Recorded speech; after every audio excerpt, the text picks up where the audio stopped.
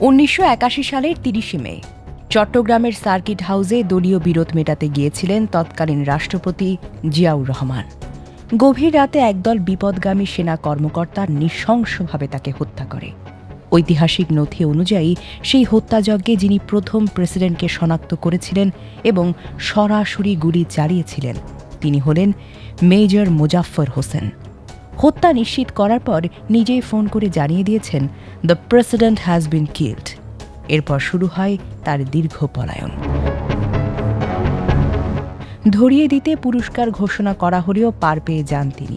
জানা গেছে, ভারতে দীর্ঘদিন আত্মগোপনে ছিলেন, ছদ্মনাম ব্যবহার করে সীমান্ত পাড়ি দিয়েছেন বহুবার।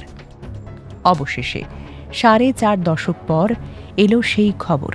বুধবার মধ্যরাতে রাজধানীর বনানী DOHS থেকে তাকে আটক করে ঢাকা মহানগর গোয়েন্দা পুলিশ ডিবি। ডিএমপির অতিরিক্ত কমিশনার মোহাম্মদ শফিকুল ইসলাম বিষয়টি নিশ্চিত করেছেন। প্রয়োজনীয় আইনি প্রক্রিয়া শেষে কোর্ট মার্শালের জন্য তাকে হস্তান্তর করা হয়েছে সেনাবাহিনীর কাছে।